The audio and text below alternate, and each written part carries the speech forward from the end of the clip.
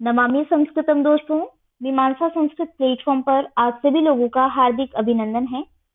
दोस्तों, मीमांसा पर हमने यह एक सीरीज प्रारंभ की है, जिस सीरीज का मूल उद्देश्य यूपीएससी संस्कृत ऑप्शनल के प्रीवियस ईयर पेपर्स को सॉल्व करना है। जैसा कि आपको ज्ञात भी होगा कि इसके पूर्व के वीडियोस में हम क्रमानुसार सन 2022, 2021, 2020, 2019 तथा 2018 के प्रश्न पत्रों को हम हल कर चुके हैं। अभी हम सन 2017 के प्रश्न पत्र को हल कर रहे हैं। ठीक है, तो यदि आपने इन वीडियोस को नहीं देखा है दोस्तों, तो इन वीडियोस की प्लेलिस्ट का लिंक आपको डिस्क्रिप्शन बॉक्स में मिल जाएगा। वहां जाकर के आप इन वीडियोस को एक बारी जरूर देख लीजिए, क्योंकि यदि आपने संस्कृत विषय ऑप्ट किया है यूपीएससी में, तो ये वीडियोस आपके लिए बहुत ज्यादा हेल्पफुल रहेंगे। और अभी हम 2017 के प्रश्न पत्र को हल कर रहे हैं, तो इसमें प्रश्न संख्या 4 को हम आज देखेंगे। इसके पूर्व के वीडियो में हम प्रश्न संख्या 3 तक हल कर चुके हैं पेपर 1 में।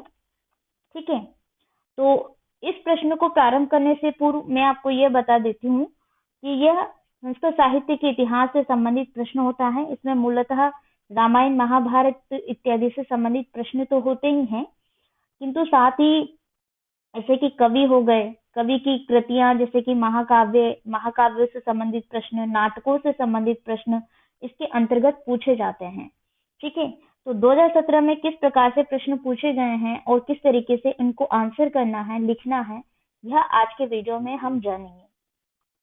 तो चलिए दोस्तों, बिना किसी विलंब के हम प्रश्नों को प्रारंभ करते हैं। प्रश्न है, अधोलिखिताः सर्वे प्रश्नाः समाधेयाः, अर्थात नीचे लिखे गए सभी प्रश्नों को आपको आंसर करना है। और इसमें मूलतः 3 प्रश्न पूछे जाते हैं। ठीक है, जैसा कि आपको स्क्रीन पर शो हो रहा होगा। फर्स्ट क्वेश्चन है इसमें, बृहत्त्रयी महाकाव्यानां विविधाः विशेषिताः तुलनात्मक रूपेण विचारणीयाः, अर्थात बृहत्त्रयी जो है संस्कृत वाङ्मय में, उसके अंतर्गत आने वाले महाकाव्यों की विविध विशेषताओं का तुलनात्मक रूप से वर्णन प्रस्तुत करना है। ठीक है, तो इसके अंतर्गत मूलतः 3 काव्य आते हैं, 3 महाकाव्य हैं बृहत्त्रय में आने वाले।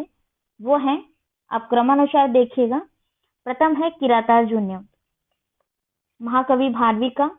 ठीक है, फिर है शिशुपाल वधम,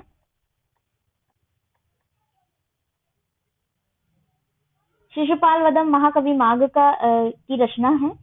तीसरा महाकाव्य आता है नेषदीय चरितम, ये श्रीहर्ष की कृति है। तो इसमें किरातार्जुनीय में मूलतः 18 सर्ग हैं, शिशुपाल वधम में 20 सर्ग हैं और नेषदीय चरितम में कुल 22 सर्ग हैं। ठीक है, ये सर्ग क्रमानुसार आप ध्यान रखेंगे ना, तो आपको ज्ञात भी रहेगा, क्योंकि 2-2 का गैप आ रहा है। प्रथम में 18, फिर 20, फिर 22, इस प्रकार। ये मैं इसलिए आपको बोल रही हूँ क्योंकि कहीं बार ये चीज जो है ना, छोटी छोटी चीजें इस प्रकार से इंटरव्यूज में भी पूछी जा सकती हैं, मतलब पूछी जाती हैं।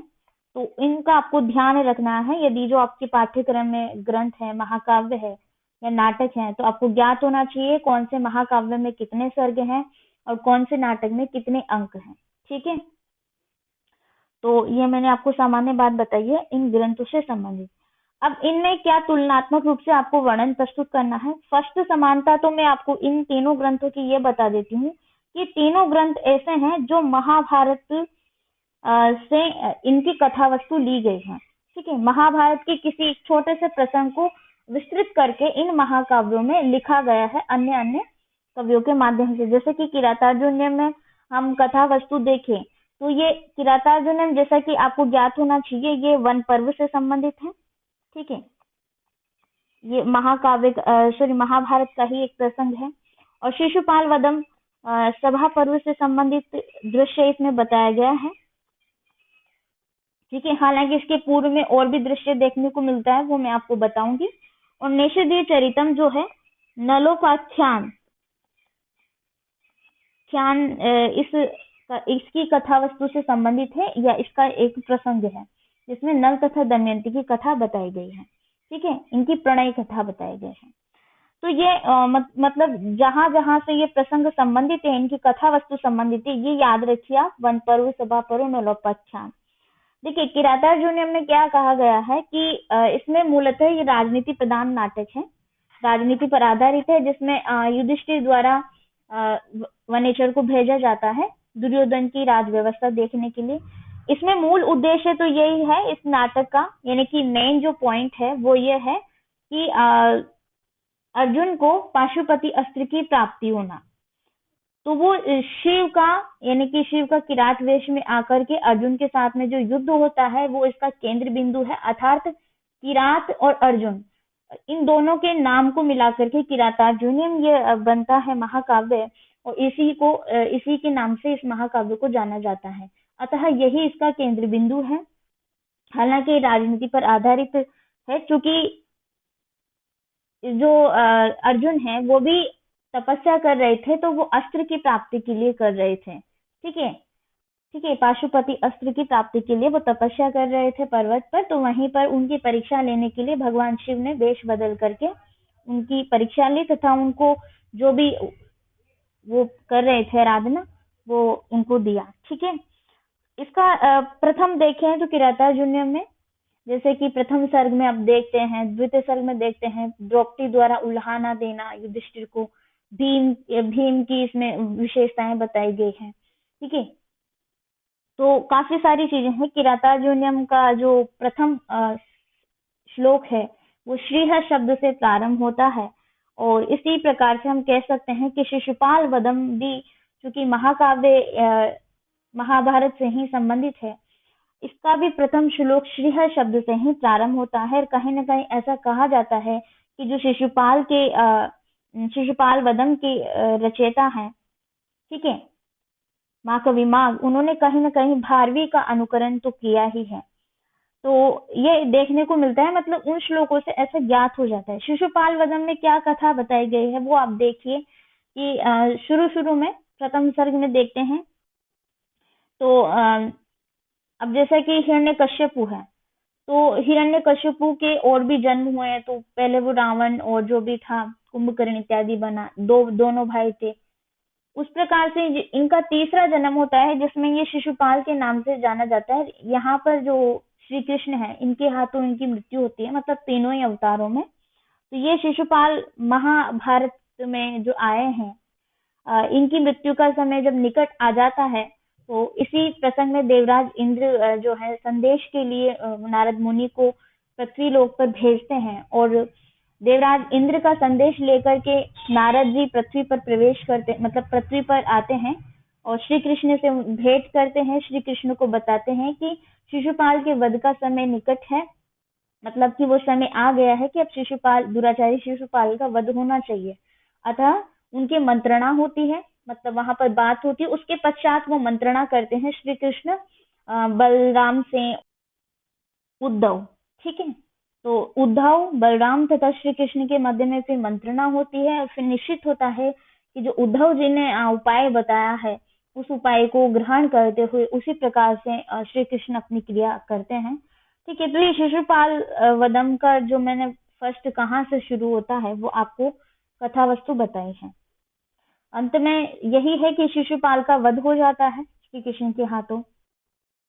और उसी प्रकार से नेषधीय चरितम में हम देखें तो नेषधीय चरितम 22 सर्गों पर आधारित ये महाकाव्य है, नलोपाख्यान नामक इस प्रसंग से संबंधित है।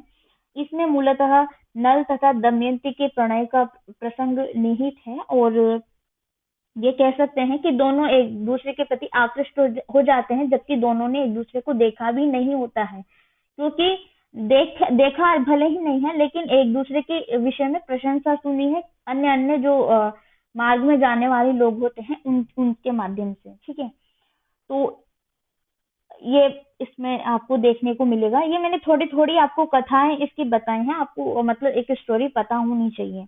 अब इसमें तुलनात्मक रूप से वर्णन आप क्या कर सकते हैं, ठीक है, तो उसके बारे में आपको बताती हूँ। जैसे कि महाकवि माघ और भारवी हैं, तो महाकवि भारवी का काव्य लेखन की जो कुछ समानताएं हैं वो हम शिशुपाल वधम में भी, यानी कि माघ का जो है उन्होंने अनुकरण किया उसमें देखने को मिलता ही है। ठीक है, अब देखिए दोस्तों, जैसे भ्रातृहरि के ये तीनों ग्रंथ हैं, तीनों महाकाव्य हैं, इनकी क्या विशेषताएं और कथा वस्तु है, इनके मध्य में आपको तुलना प्रस्तुत करनी है। जैसा कि आप किरातार्जुनीयम को देख लीजिए, किरातार्जुनीयम भले ही वीर रस पर आधारित महाकाव्य है, किंतु कहीं कहीं पर जो है कुछ और अन्य भी रस देखने को मिलते हैं, जैसा कि नॉर्मली होता ही है। उसी प्रकार से शिशुपाल वदम भी वीर रस पर आधारित है, किंतु मध्य मध्य में बीच बीच में श्रृंगारिक प्रसंग भी देखने को मिलते हैं। ठीक है, तो और नैषधीय चरितम मूलतः श्रृंगार रस पर आधारित है। श्रृंगार रस पर आधारित ये नैषध महाकाव्य है, इसमें क्योंकि मैंने आपको कहा कि नल दमयंती के प्रणय प्रसंग इसमें निहित हैं, अतः ये श्रृंगार पर आधारित महाकाव्य है। ठीक है, अब देखिए दोस्तों, जैसा कि इन तीनों काव्यों के मध्य में आज आपको जब तुलनात्मक विवरण प्रस्तुत करेंगे तो कुछ चीजें आपको समान रूप से देखने को मिलेंगी, तो कुछ असमान रूप से देखने को भी मिलेंगी। अब जैसे कि समान रूप से मैंने आपको बताया था कि तीनों ही काव्यों की जो कथा वस्तु है वो मूलतः महाभारत के अलग अलग प्रसंगों से ली गई है। ठीक है, लेकिन है संबंधित महाभारत से है। उसी प्रकार से जैसे कि किरातार्जुनीयम वीर रस पर आधारित है और इसमें प्रकृति का वर्णन किया गया है। प्रकृति का वर्णन आपको तीनों महाकाव्यों में देखने को मिलता है, जैसे कि किरातार्जुनीयम में ऋतु, पर्वत, नदी, सूर्योदय, सूर्यास्त इत्यादि का वर्णन किया गया है। ठीक है, उसी प्रकार से शिशुपाल वदम का जो बीच में प्रसंग आपको देखने को मिलता है, तो इतने अच्छे ढंग से महाकवि माघ ने इसमें प्रकृति का वर्णन किया है, पर्वतों का वर्णन किया है, ऋतु का वर्णन किया है, सूर्यास्त, सूर्योदय, नदी का, ठीक है, वहां पर जो काम क्रीडाएं होती है उनका वर्णन किया है। उसी प्रकार से नैषधीय चरितम में भी आपको देखने को मिलता है प्रकृति का सौंदर्य। ठीक है, और हम ये कहते हैं कि जैसे कि ये तीनों महाकाव्य कहीं ना कहीं एक दूसरे से संबंधित है। जैसा कि एक सूक्ति है, उदिते नैषधे काव्ये क्व माघः क्व च भारवी, यानी जब नैषध महाकाव्य का उदय हुआ तो क्या तो माघ कवि और क्या भारवी कवि, यानी कि नैषध काव्य जो है बाद में लिखा गया, ऐसा प्रतीत होता है इस सूक्ति से कि पहले ये दोनों ग्रंथ लिखे जा चुके हैं, किरातार्जुनीयम तथा शिशुपाल वदम, ये इसी क्रम में है। फिर उसके पश्चात जब नैषध महाकाव्य का उद्भव हुआ, यानी कि इसकी रचना हुई, तो ऐसा इस सूक्ति का बड़ा देखने को मिलता है कि जब नैषध महाकाव्य का उदय हुआ तो कहा तो महाकवि माघ का शिशुपाल वदम तथा महाकवि भारवी का किरातार्जुनीयम। इस सूक्ति से ये ज्ञात होता है। महाकवि माघ के शिशुपाल वदम महाकाव्यों को पढ़ने पर ज्ञात होता है कि उन्होंने अपने पूर्ववर्ती कवियों में कुछ न कुछ ग्रहण, पूर्ववर्ती कवियों से कुछ न कुछ चीजें ग्रहण की हैं। ठीक है, यानी कि ये सीधा संकेत जा रहा है किरातार्जुनीयम के जो भारवी कवि हैं वहां से उन्होंने कुछ चीजें ग्रहण की है और परवर्ती कवियों के लिए अपने काव्य में कुछ न कुछ अवश्य लिखा है इन्होंने। ठीक है, ताकि बाद के जो भी अन्य कवि हैं वो वहां से ले सके। तो इसी प्रकार से ख्याति प्राप्त पूर्ववर्ती आचार्यों से महाकवि ने जो ग्रहण किया है महाकवि माघ ने, वह एक प्रकार है। महाकवि कालिदास से भाव गांभीर्य, भट्ट से पांडित्य और भारवी से इन्होंने, जैसा कि मैंने बोला कि भारवी का भी इन्होंने अनुकरण किया, तो भारवी से भाषा शैली और कवि कुमारदास से सुकुमारता तथा दंडी से पदलालित्य इन्होंने ग्रहण किया है। इसीलिए तो संस्कृत का ये श्लोक बड़ा ही प्रसिद्ध है, उपमा कालिदास से भारवे अर्थ गौरवम दंडिनः पदलालित्यम माहे सन्ति त्रयो गुणाः। तो इससे ये तात्पर्य है कि माघ में महाकवि कालिदास जैसी उपमा, भारवी जैसा अर्थ गौरव तथा दंडी जैसा पदलालित्य है, और ये श्लोक माघ की काव्य कला को प्रतिष्ठा को द्योतित करता है। माघ में तीनों गुण निहित हैं जो अन्य अन्य कवियों के हैं, तो इन्होंने पूर्ववर्ती कवियों से कुछ न कुछ अपनी सीख करके अपने ग्रंथ में इन्होंने जरूर उसको लिया है। ठीक है, तो माघे संति त्रय गुणा उक्ति काव्य जगत में माघ को सर्वोत्कृष्टता को सिद्ध करती है। और उसी प्रकार से ये कह सकते हैं कि नैषधीय चरितम के जो रचयिता हैं श्रीहर्ष भी पांडित्यपूर्ण निपुण है, जिसमें मूलतः न्याय, मीमांसा, योग शास्त्र आदि देखने को मिलते हैं। इस नैषध महाकाव्य को नैषधीय चरितम महाकाव्य को नैषध भी कहा जाता है, क्योंकि ये जो विद्वान लोग हैं उन विद्वान लोगों की एक औषधि है। जैसा मैंने आपको बताया कि दर्शन का इन बड़े पंडित रहे हैं श्रीहर्ष, तो दर्शन के विषय में देखने को मिलता है, काफी अच्छी इनकी जानकारी है दर्शन के विषय में। तो नैषध के विषय में ये कहा गया है, नैषधम विद्वदौषधम, नैषध महाकाव्य विद्वानों के लिए एक औषध है, औषधि है। जैसा कि शिशुपाल वध के एकाक्षर द्वैक्षर वाले पद्य, चित्रबंधात्मक शब्द चित्र, ये काव्य में देखने को मिलता है। ठीक है, तो ये इसके पूर्व विशेषता है। उसी प्रकार से किरातार्जुनीय में भी जैसे कि कूटनीति या राजनीति के विषय में हमें देखने को मिलता है। ठीक है, किस प्रकार की राजनीति होती है, तो महाकवि भारवी का यहाँ पर कौशल देखने को मिलता है। तो इस प्रकार से तीनों के अपने अपने एक विशेषताएं हैं। तुलनात्मक रूप से आपको इनका वर्णन प्रस्तुत करना है। कुछ चीजें समान है, कुछ चीजें असमान है। आपको जब लिखेंगे तो ज्ञात होगा। ठीक है, तो लिखने का प्रयास कीजिएगा, आप जरूर लिख पाएंगे। नेक्स्ट प्रश्न है, उत्तरे रामचरिते भवभूति विशिष्यते तद उक्तिरियं सम्यक समीक्षताम्।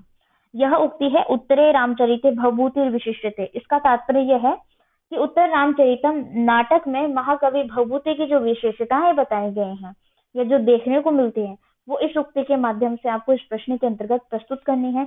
अब देखिए, महाकवि भवभूति का नाम आया है, उत्तर रामचरितम का नाम आया है, तो आपको ये ज्ञात होना चाहिए कि ये भवभूति का सर्वश्रेष्ठ नाटक है, जो उनकी प्रसिद्धि का एक सबसे बड़ा कारण है। यह नाटक मूलतः 7 अंकों में विभाजित है, जिसमें उन्होंने रामायण के उत्तरार्ध की कथा वर्णित की है। ठीक है, राम की राज्याभिषेक, सीता का परित्याग तथा उनका पुनर्मिलन तक की घटनाओं का वर्णन अत्यंत सजीवता के साथ किया गया है महाकवि भवभूति के द्वारा। अब इनकी विशेषता क्या है? देखिए, नाटकों का एक लक्षण ये होता है कि नाटकों का अंत सुखांत होना चाहिए, क्योंकि नाटकों का मंचन होता है। तो जब श्रोतागण या जो भी ऑडियंस होती है, जब उस नाटक को देखती है, दृश्य पर आधारित होता है नाटक, तो जब उनको देखती है तो वो दुखी ना हो। ठीक है, इसलिए इनका जो अंत होता है, जो नाटक का अंत होता है, वो सुखांत होना चाहिए। अतः इस चीज को ध्यान में रखते हैं भवभूति ने जो मूल कथा है वाल्मीकि की उत्तर रामायण की, उसमें कुछ परिवर्तन कर दिए हैं। जैसा मैंने बताया कि इन दोनों का मतलब सीता का परित्याग कर देते हैं। ठीक है, राम का राज्याभिषेक होता है, सीता का परित्याग होता है, किंतु अंत में दोनों का मिलन करवा करके महाकवि भवभूति ने अपनी कुशलता का परिचय दिया है और इस नाटक को सुखांत बना दिया है, जबकि मूल कथा में दोनों का पुनर्मिलन नहीं होता है। ठीक है, तो ये इनकी विशेषता है, एक अनोखी विशेषता है। इस नाटक का मूल स्रोत रामायण का उत्तरकांड है। जैसा कि आपको बताया गया है कि इसमें इतने कांड है। उत्तरकांड अंतिम कांड है रामायण का। ठीक है, किंतु भवभूति ने नाटक को सुंदर तथा अलंकृत बनाने के उद्देश्य से उसमें जो परिवर्तन किए हैं, वो भी इनकी विशेषता को प्रदर्शित करते हैं। रामायण में राम कथा का अंत दुखद है। ठीक है, मैंने बताया था, क्योंकि राम परित्यक्ता सीता की प्राप्ति पुनः नहीं कर पाते हैं तथा वे पाताल लोक में प्रवेश कर जाती है। किंतु भवभूति ने एक विशेष परिस्थिति उत्पन्न कर दोनों का पुनर्मिलन दिखाया है और इस नाटक को सुखांत बना दिया है। इसके साथ ही साथ उन्होंने अपनी कल्पना से अनेक चमत्कारी दृश्यों का सृजन इस नाटक में किया है, जो इस नाटक की को अत्यधिक रोचक बना देता है। ठीक है, जैसे कि चित्र दर्शन अंक है, तो चित्र दर्शन अंक में राम का दंडक वन में पुनरागमन तथा वासंती मिलाप, छाया सीता की कल्पना, ठीक है, 7वें अंक का गर्भांक आदि, ये कवि की मौलिक कल्पनाएं हैं, जो महाकवि भवभूति की विशेषता को ही प्रदर्शित करती है, जो नाटक के कथानक को रमणीयता प्रदान करती है। ठीक है, भवभूति की रचनाओं में विदग्धता तथा पांडित्य का अद्भुत समन्वय हम देख पाते हैं और वे वेद, उपनिषद, व्याकरण, अलंकार शास्त्र आदि के विद्वान थे। ठीक है, और भाषा के ऊपर उनका असाधारण अधिकार था। भाव के अनुकूल शब्दों के चुनाव में वे अत्यधिक पटु हैं। मानव हृदय के सूक्ष्म भावों को दर्शाने में जितने निपुण हैं, उतने ही प्रकृति के दृश्यों के अंकन में भी हैं। अतः हम कह सकते हैं कि उत्तरामचरितम में हमें नाट्य कला की सभी विशेषताएं देखने को मिलती हैं, जैसे कि भाषा की प्रौढ़ता, वाणी की उदारता तथा अर्थ की गंभीरता, ये काव्य रचना के गुण बताए गए हैं। और भवभूति में हमें इन तीनों गुणों को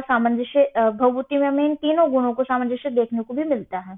भवभूति ने अनेक रसों के प्रयोग में सिद्धि पाई है, किंतु जो करुण रस है, उस करुण रस के ये आचार्य कहे गए हैं और करुण रस के अंकन में उनके जैसा दूसरा कवि कोई है भी नहीं। इन्होंने करुण के विषय में कहा है कि कारुण्यम भवभूति एव तनुते, उत्तरामचरितम की रचना उन्होंने करुण रस के लिए ही किया है। ठीक है, नाटक के 3रे अंक में वो स्वयं लिखते हैं कि एको रसः करुण एव निमित्त भेदात भिन्न पृथक पृथक एव आश्रयते विवर्तान। अर्थात एकमात्र मुख्य रस करुण ही होता है और यही जो भिन्न भिन्न रस है उन रसों को प्राप्त होता है, यानी कि सभी रसों में एकमात्र करुण रस ही व्याप्त होता है। जिस प्रकार एक ही रूप वाला स्थिर जल अनेक प्रकार के भंवर और बुदबुद तथा तरंगों के रूप में बदलता हुआ भी मूलतः एक ही बना रहता है, उसी प्रकार एक ही करुण रस विभिन्न कारणों से अनेक रसों का रूप धारण करके अन्य अन्य रसों में भी व्याप्त रहता है। तो ये इन्होंने बताया है। और इसमें दाम्पत्य प्रेम जो देखने को मिलता है वो अनुपम है। भवभूति का श्रृंगार वर्णन उच्छृंखल न होकर के संयमित आदर्श पूर्ण है। ये विशुद्ध प्रेम पर आधारित है और यौवन की रोमांचिक अवस्था का चित्रण होने पर भी उसमें काम लिप्सा नहीं है। एक स्थान पर वे लिखते हैं कि शुद्ध प्रेम जीवन के प्रत्येक अवस्था में एक रस बना रहता है। उसमें जैसे कि हृदय के एक अनिवर्चनीय सुख एवं शांति की अनुभूति वो करता है। जीवन की कैसी भी अवस्था हो, जैसा कि अवस्था में मैंने बताया कि जीवन की प्रत्येक अवस्थाओं में शुद्ध प्रेम एक रस सा बना रहता है। तो परिस्थिति का उस रस पर प्रभाव नहीं पड़ता है, क्योंकि परिस्थिति का उस रस पर प्रभाव नहीं पड़ता है। जैसे कि वृद्धावस्था में भी उसकी रसमयता अक्षुण्ण रहती है, वो कम नहीं होती है। कुछ समय बाद दुराव हट जाने पर उसमें और भी परिपक्वता आ जाती है।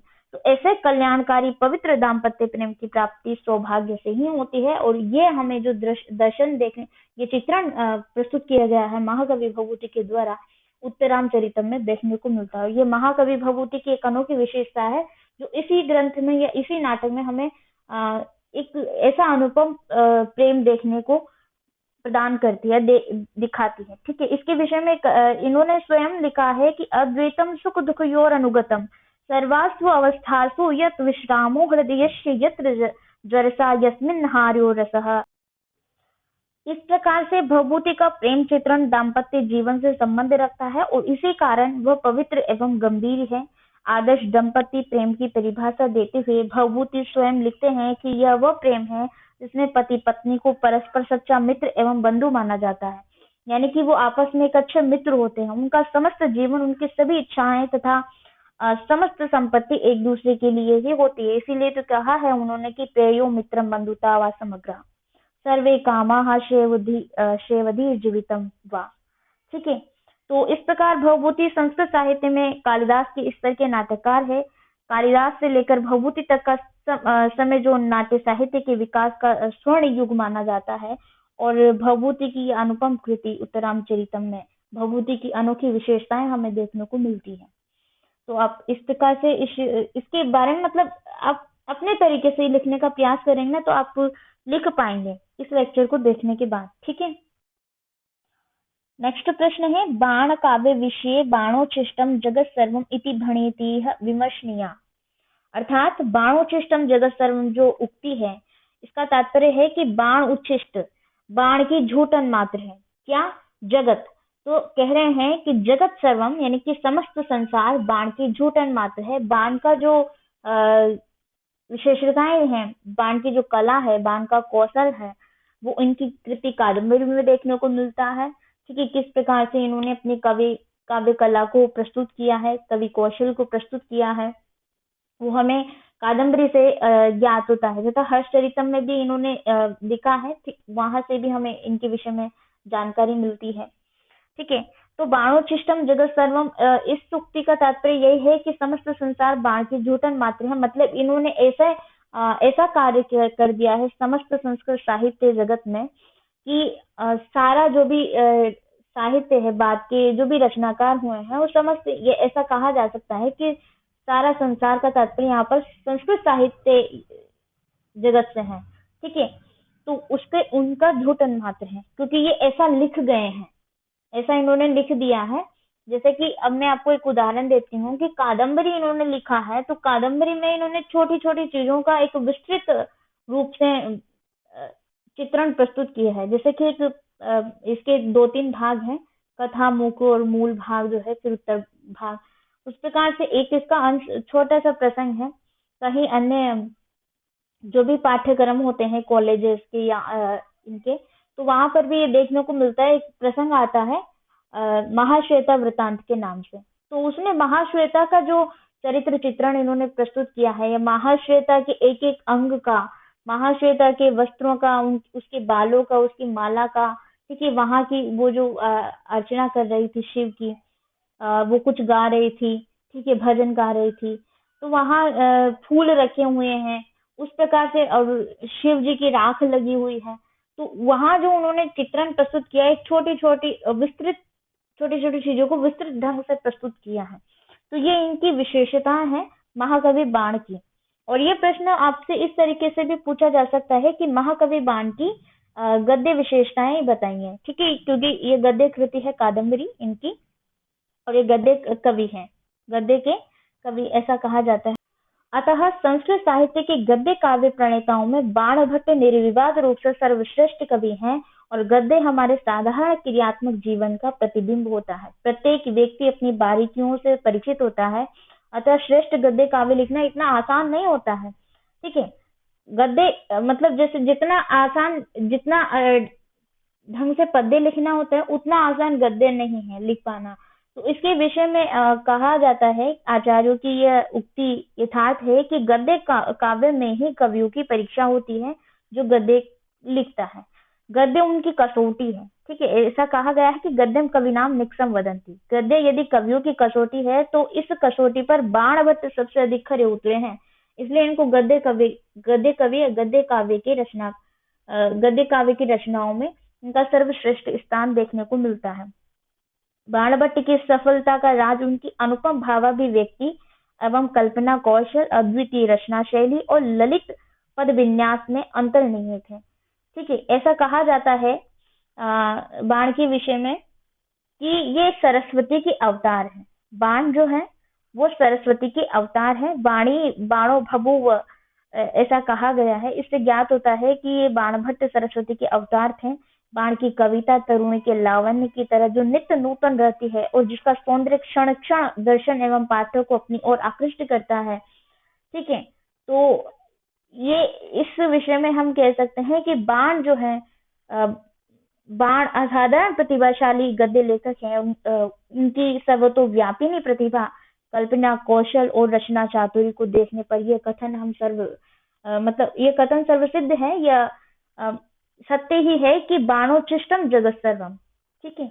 ये उक्ति सत्य ही प्रतीत होती है, सत्य ही है। आप ऐसा बता करके अंत में लिख सकते हैं कि बाणोचिष्टम जगत सर्वम उक्ति सत्य है, क्योंकि गद्य काव्य संसार बाणभट्ट की उच्छिष्ट प्रतिभा एवं कल्पनाओं के सहारे जीवित है।